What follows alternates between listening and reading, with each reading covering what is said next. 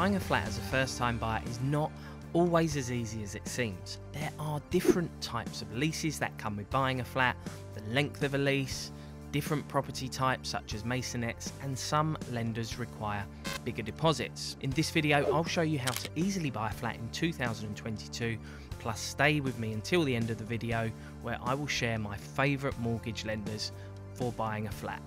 Let's go.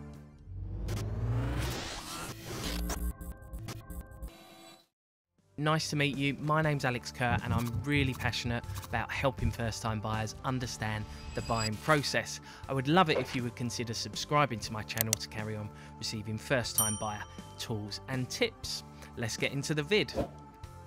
So the first thing you want to find out is if the flat you are interested in is freehold or leasehold.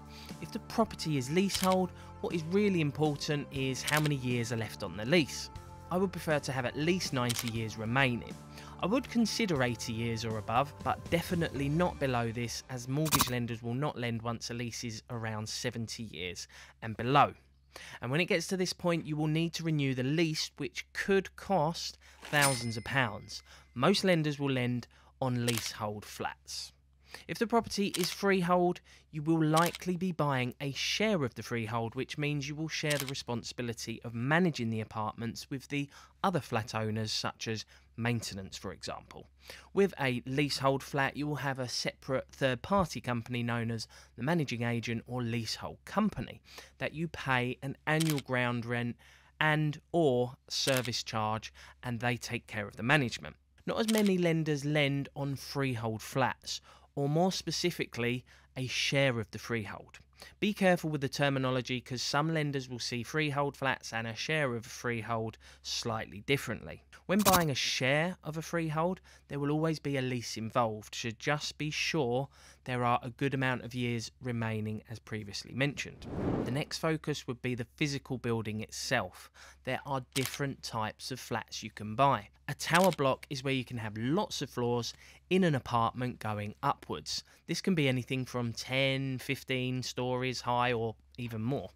Lenders are less likely to lend in tower blocks, especially if they are over the 6th floor. If you're buying a tower block, be careful to check with the mortgage lender's criteria around tower blocks or high-rise apartments. The next type of flat is a maisonette.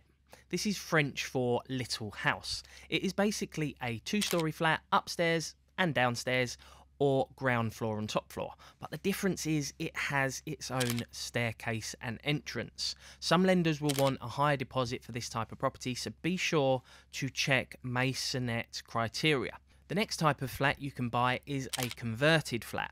This is where someone buys a house and then creates separate individual flats. You may get one house converted into 2 or 4 flats, for example. Again, be careful with this. It all depends on what the house was made of.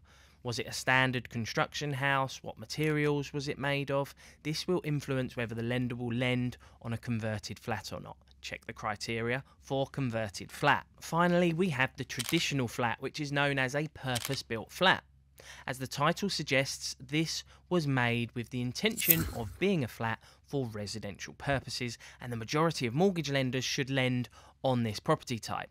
Something to double check is that if you are buying a flat which was owned by the local authority, then some lenders stipulate the ownership of all the apartments within a block may need to be of a certain percentage, often 50%. This means if you had a block of flats with 20 individual flats, at least 10 of them would need to be privately owned and not still owned by the council. A way you can check this is by going to a website like the EPC Finder website and searching for EPCs on the property.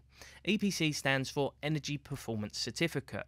You can Google EPC Register, which will take you to the government's website, where you can input the postcode of the apartment and find out how many EPCs are in each individual apartment. Privately owned apartments need an EPC by law, so if at least 10 out of the 20 have EPCs, you know this is at least 50% privately owned. Other things to be aware of when purchasing a flat. There is something known as a Section 20 notice, which when issued means yourself and the remaining owners of the flats need to share in the costs of maintenance. Maybe there is some maintenance that needs doing at a cost of, say, £10,000. If you lived in a block of 10 flats, then the £10,000 bill would be split between the 10 owners, therefore you would receive a bill for £1,000 each. It might be an idea to ask the estate agent if they know when the last Section 20 was issued. If you're buying a leasehold flat, then there will be a managing agent. It might be an idea to check out the managing agent online, as there are some bad agents that charge fortunes, increase service charge costs dramatically. You honestly don't want one of those. I'm going to finish off by providing you some powerful tips by giving you some of my favourite mortgage lenders when buying a flat.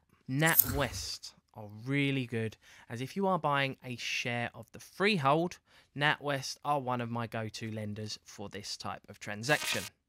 Leeds Building Society if you are buying a shared ownership flat, as they will lend up to 95% of any flat, including new builds.